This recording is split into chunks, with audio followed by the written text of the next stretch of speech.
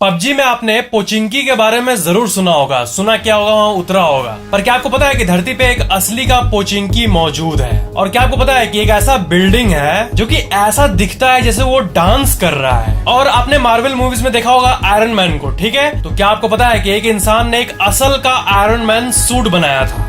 That's true। इस video में आप ऐसे amazing non stop random facts को जानोगे ना, जिनको सुनकर आप कहोगे ओह माय गॉश, यकीन नहीं हो रहा मेरे को। Fact number 23। क्या आपको पता है कि आपके मोबाइल में जो सिम कार्ड होता है ना, वो दिखने में इतना छोटा होता है, पर अगर आप उसे जूम करके देखोगे ना, तब आप उसमें एक अमेजिंग से सर्किट डिजाइन देखोगे। और इसमें एक एक कंपोनेंट इतना महत्व का है कि अगर उसमें से एक भी पार्ट हिल जाए ना, तब आपका सिम कार्ड काम करना बंद कर देगा। तब भी आपका सिम कार्ड का हर एक कंपोनेंट अपने जगह पर ही रहता है। That's amazing. आप अपने सिम कार्ड के जूम्ड पिक को आप देख सकते हो, इसमें कितना डिटेल्ड कारीगरी बना रहता है। दैट्स गजब। Fact number 22। ये एक फैक्ट है कि जितना पॉपुलेशन इंसान का है 700 करोड़, उससे 3 गुना ज्यादा पॉपुलेशन है चिकन का 2100 करोड़ इनका आबादी है पूरी दुनिया में। That's amazing. मतलब chickens out number humans by 3:1 2018 के एक सर्वे के हिसाब से। Fact number 21। आप साइंस में ये जरूर सुने होंगे कि सूरज से धरती तक लाइट पहुंचने में 8 मिनट्स के आसपास लगता है, पर सूरज के कोर से यानी सूरज के सेंटर से सूरज के सतह तक यानी सूरज के कोर से सूरज के सरफेस तक लाइट पहुंचने में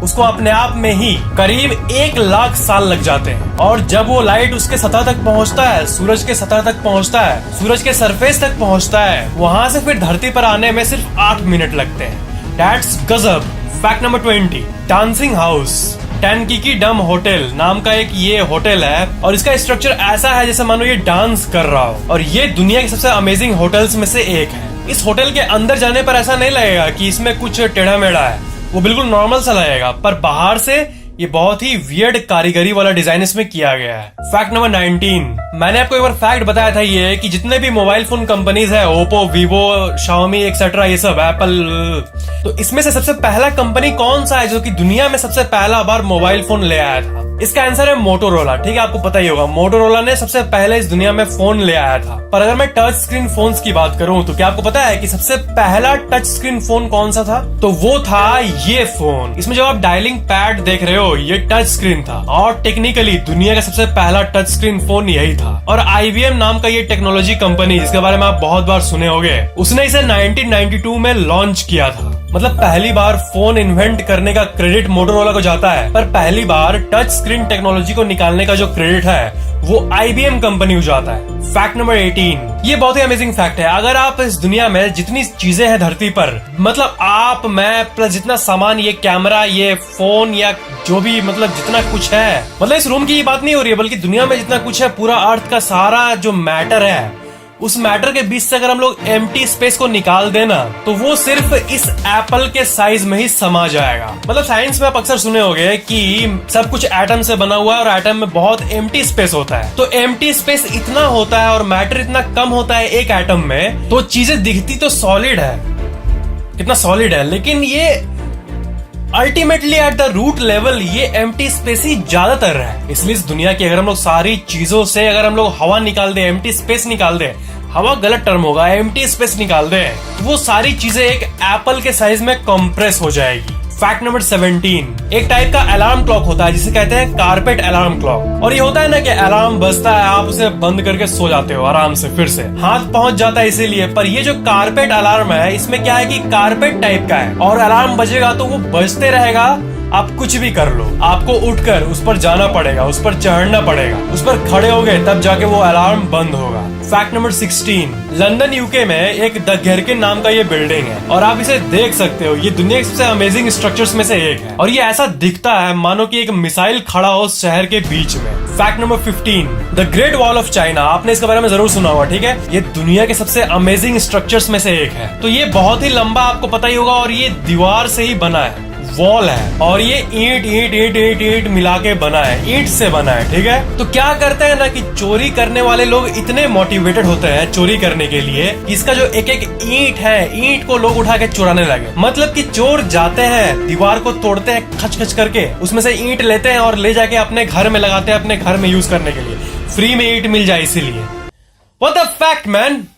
इसे the theft of Great Wall of China भी कहते हैं और इसी इशू के बारे में आप कई आर्टिकल्स भी देख सकते हो। और वहाँ की जो ऑर्गेनाइजेशंस है जो कि उसे मैनेज करती है इस वॉल को, वो बहुत सारे स्टेप्स ले रही है ताकि ये ना हो, लेकिन लोग हद है। फैक्ट नंबर 14, आप अगर मार्वल मूवीज देखते होगे, एवेंजर्स और ये सब, तो आपको पता होगा कि थॉर का एक हैमर आता है, इसे सिर्फ वही उठा सकता है और कोई नहीं उठा सकता है। अब एंड गेम में कैप ने उठा दिया, वो अलग कहानी है, पर उसे टेक्निकली वही थॉर ही ओन करता है उसको, और किसी से नहीं उठेगा वो। तो रियल लाइफ में इसे एक इंसान ने रिक्रिएट करने का कोशिश किया, ठीक है, कि क्या कोई ऐसा हैमर बन सकता है जिसे उसे बनाने वाला ही उठा पाए और कोई नहीं उठा पाए, जो भी उठाए उसे उठे ही ना। तो ये चीज एक इंसान ने किया और आप उसका रेप्लिका देख सकते हो। ये जो हैमर है ये इलेक्ट्रोमैग्नेटिक टेक्नोलॉजी से काम करता है और इसमें फिंगरप्रिंट स्कैनर है। इसका मतलब अगर आप वहां पर जाओगे और इस हैमर को उठाओगे, आपका फिंगरप्रिंट मतलब 5 फिंगरप्रिंट मैच करेगा तभी आप उठा पाओगे, नहीं तो वो नहीं उठेगा। वो इलेक्ट्रोमैग्नेटिक फोर्स के थ्रू बंधा रहेगा। जब तक फिंगरप्रिंट मैच नहीं करेगा तब तक वो वहां पर बंधा रहेगा इलेक्ट्रोमैग्नेटिक फोर्स के थ्रू। दैट्स गजब।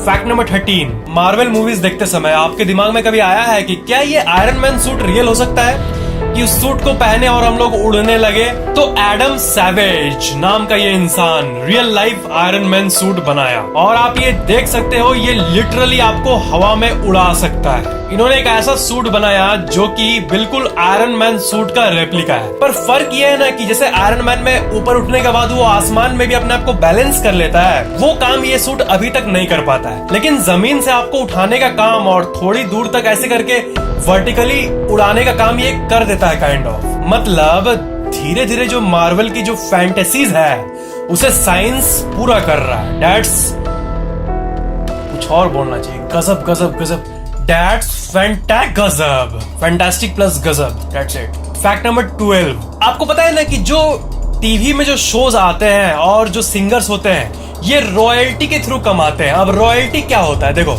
अगर आप मान लो गाना गाए, आज आपने कोई गाना गाया या आपने मूवी बनाया, सीरियल में काम किया और वो हिट हो गया, तो अभी तो उसे दिखाया ही जा रहा है अलग अलग रेडियो या फिर टीवी में, लेकिन वो 20 साल बाद भी दिखाया जाएगा, ठीक है। तो उससे क्या होगा ना कि 20 साल बाद भी आपको उसका रेवेन्यू मिलता रहेगा। आपको यहाँ तक 50 साल बाद भी आपको उसका रेवेन्यू मिलता रहेगा अगर वो बहुत ज्यादा हिट हुआ तो। मतलब आर्टिस्ट जो है वो रॉयल्टी के थ्रू कमाते हैं। तो नॉर्मन ग्रीनबॉम ने सिर्फ 15 मिनट में, होता नहीं कोई आदमी इंसान ऐसे बैठा हुआ क्या करूं चलो गाना लिख लेता हूँ, तो उन्होंने बस 15 मिनट बैठ के एक लिरिक्स लिखा, गाना गा दिया। उस गाना का नाम था स्पिरिट इन द स्काई और ये गाना इतना हिट हुआ कि 50 साल तक वो उसी के कमाई पे जी रहे हैं, उसी के रॉयल्टी पर जी रहे हैं।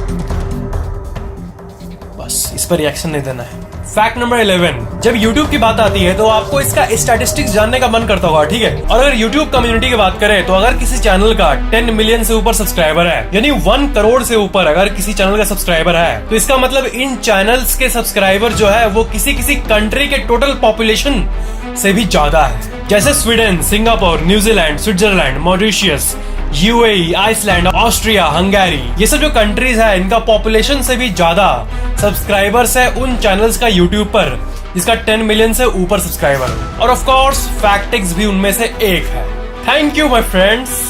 फैक्ट नंबर 10, आपको पता है ना जब आप किसी का फोटो क्लिक करते हो तो आपको एक खच करके साउंड आता है, शटर का साउंड, ठीक है। तो जापान में ना क्या है कि वहां का एक बहुत ही कंसर्निंग ये है, इशू है कि वहां पर बहुत कोई अनजाने में किसी का फोटो खींचते हैं। तो फिर ना जापानीज गवर्नमेंट ने एक ऑफिशियल लॉ ही निकाल दिया कि स्मार्टफोन कंपनीज जो फोन बनाएगी उसमें ऐसा कोई सेटिंग नहीं देना है कि शटर साउंड को कोई ऑफ कर सके। मतलब जापान में अगर आप पिक क्लिक करोगे तो साउंड आना ही आना है। वहां पर जो पिक का साउंड होता है खच करके, उसको आप साइलेंट नहीं कर सकते हो। ऑफ कोर्स बिना किसी कंसेंट के किसी का फोटो क्लिक करना नहीं करना चाहिए, अच्छी बात नहीं है, नहीं करनी चाहिए। पर जापान में नहीं, ये दुनिया में सबसे ज्यादा होता है। पता नहीं जापान में क्या है कि लोग छुप छुप के फोटो खींचते, क्या बोल कर खींच, कैसे आदमी लोग हैं। इसलिए कंपलसरी वहां के सारे फोन कंपनीज को ये सेटिंग करना पड़ता है। पर कुछ लोग रूट करके, जेल ब्रेक करके पता नहीं क्या क्या करने लगते हैं। फैक्ट नंबर 9, बिल गेट्स जो कि दुनिया के सबसे अमीर इंसानों में से एक है, उनके घर का नाम है ज़ेनाडू 2.0 और ये वॉशिंगटन में मौजूद है। और ये घर जो है ना, ये अपने यूनिक टेक्नोलॉजी और डिजाइन के लिए फेमस है। जब आप बिल गेट्स के घर में घुसे हुए ना, तब आपको एक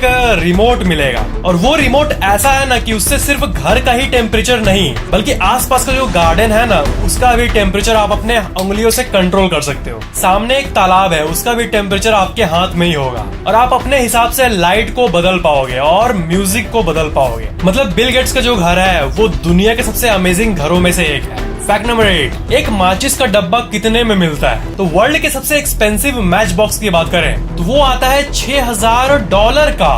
$6,000 मतलब करीब 6 7 जा 42, 4,20,000 रुपए। ओ माई Gupe.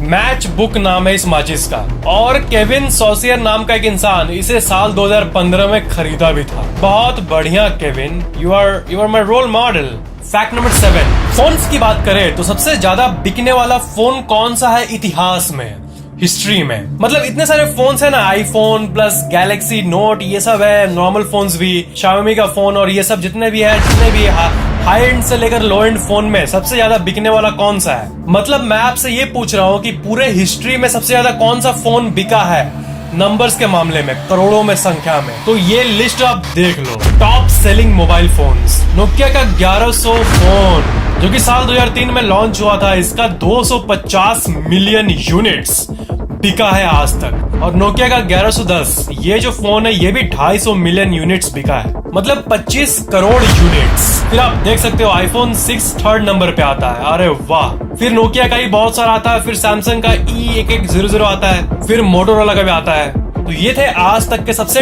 Top selling mobile phones. Fact number 6, इस दुनिया में जितने भी स्पोर्ट्स है ना, IPL ये सब जितना है, नेशनल फुटबॉल लीग ये सब जितना है, जितने भी गेम्स है, जो कबड्डी ये सब को ले ले, तो ऐसा कौन सा गेम है जो कि नंबर 1 पे है रेवेन्यू के मामले में, यानी पैसे के मामले में? तो इस चार्ट में आप देख सकते हो नेशनल फुटबॉल लीग जो कि अमेरिकन फुटबॉल गेम है, ये टॉप पे है। और सेकंड में आता है मेजर लीग, फिर आता है प्रीमियर लीग, फिर आता है नेशनल बास्केटबॉल एसोसिएशन यानी NBA।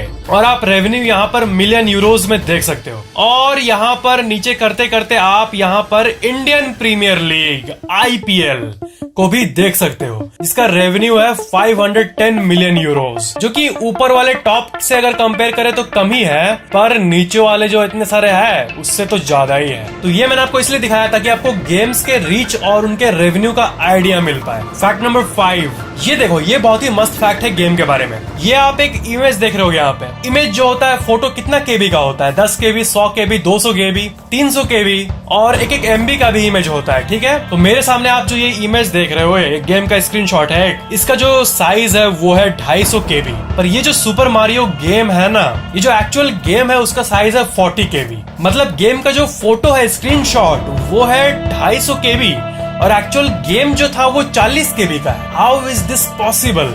बट हाँ, ये पॉसिबल है। अगर एग्जैक्ट बोलूं तो super Mario Bros game 31 kilobyte का ही है और इतने ही साइज में पूरा गेम बना था उस टाइम। दैट्स अ गजब fact about games. Fact number 4, the gateway arc नाम का ये एक आप बिल्डिंग देख सकते हो। जी हाँ, ये एक बिल्डिंग है और आप देख सकते हो इस कोने से कैसे लंबा निकला है, फिर इस कोने तक मुड़ के आया है। इसके अंदर आप जाओगे तो लिफ्ट रहेंगे और ऊपर कमरे भी है, पर बाहर से देखो ये कैसा दिखता है। और ये सेंट लुइस USA में मौजूद है। फैक्ट नंबर 3, साल 1995 के पहले डोमेन रजिस्ट्रेशन फ्री था। आपको क्या पता है? अभी आप डोमेन बुक करोगे कुछ भी .com, आपको पैसा लगेगा, ठीक है? और बहुत सारे डोमेन्स का बहुत कीमत भी होता है। पर 1995 के पहले आप फ्री में क्लेम कर सकते थे कोई भी डोमेन। अरे मैं उसके पहले क्यों नहीं जन्म लिया, खरीद लेता हर डोमेन। फैक्ट नंबर 2, गेम्स में आपको पता है कि स्किन और बहुत सारे जो कॉइन्स होते हैं या फिर ब्ला ब्ला बहुत कुछ के आपको पैसे लगते हैं और ये ऑप्शनल होता है। और आप अगर गेम में जल्दी बढ़ना चाहते हो या फिर अच्छा दिखना चाहते हो गेम में, तो आप खरीद सकते हो, ठीक है, पैसे देकर। लेकिन अगर हम लोग इसी मैटर में टॉप लिस्ट की बात करें तो क्या है जो कि सबसे ज्यादा प्राइस में बिका था? तो ये देखो वो awesome list. World of Warcraft नाम में एक ज़्यूज़ा नाम का कैरेक्टर रहता है और ये बिका था $9,000 में, यानी करीब 9763 6,30,000 रुपए में। फिर डियाब्लो 3 नाम में एक वेपन जिसका नाम है इक्विंग फ्यूरी मेस, वो बिका था $14,000 में, यानी करीब 11 लाख रुपीज। फिर एज ऑफ यूलिन में एक तलवार होती है जो कि $16,000 में बिका था, यानी करीब 14 लाख रुपए में। फिर डोटा 2 में एक पिंक वॉर कुत्ता बिका था $38,000 में, बाप रे बाप, मतलब करीब 25 लाख रुपए में। सेकंड लाइफ नाम के गेम में एम्स्टरडैम बिका था $50,000 में, यानी 35 लाख रुपए में। और एक गेम है इंट्रोपिया नाम का, वो उसमें एक स्पेस स्टेशन सेल पर था और वो बिका था $3,30,000 में, यानी करीब 2.5 करोड़ रुपए में ये बिका था। गेम के अंदर का सामान, गेम के अंदर का एक वर्चुअल शिप, एक वर्चुअल स्पेस स्टेशन और उसी एंट्रोपिया यूनिवर्स में एक नेवर डाई क्लब था और वो बिका था $6,35,000 में, मतलब करीब 4.5 करोड़ रुपए में गेम के अंदर का एक क्लब। अरे रियल लाइफ में 1-2 करोड़ में क्लब मिल जाएगा, 4 करोड़ देके गेम का अंदर। तो ये सेल के मामले में नंबर 1 पे था ये नेवर डाई क्लब एंट्रोपिया यूनिवर्स नामक एक गेम में। फैक्ट नंबर 1, पबजी गेम में पोचिंकी है, हम सबको पता है, पर क्या आपको पता है कि रियल लाइफ में भी पोचिंकी मौजूद है। पर बात यह है कि जैसा कि आप पोचिंकी को इमेजिन करते हो उससे ये बहुत अलग है और ये जगह रशिया में मौजूद है, ठीक है। तो अगर आप कभी रशिया के पोचिंकी में गए तो प्लेन से कूद कर वहां पर सब घर में जाकर लूटने मत लग जाना, रियल लाइफ पबजी मत समझना, क्योंकि वहां नॉर्मल घर मौजूद है और नॉर्मल लोग रहते हैं वहां। जस्ट एक प्लेस का नाम है पोचिंकी, बिल्कुल एक नॉर्मल लोकेलिटी की तरह। अगर आपको वीडियो पसंद आया तो लाइक जरूर करना और इस वीडियो को शेयर जरूर कर देना। और अगर आप पहली बार चैनल देख रहे हो तो सब्सक्राइब करके बेल आइकन भी ऑन जरूर कर लेना, ताकि मेरे आने वाले अमेजिंग वीडियोस आपको तुरंत मिल जाए। Thanks for watching.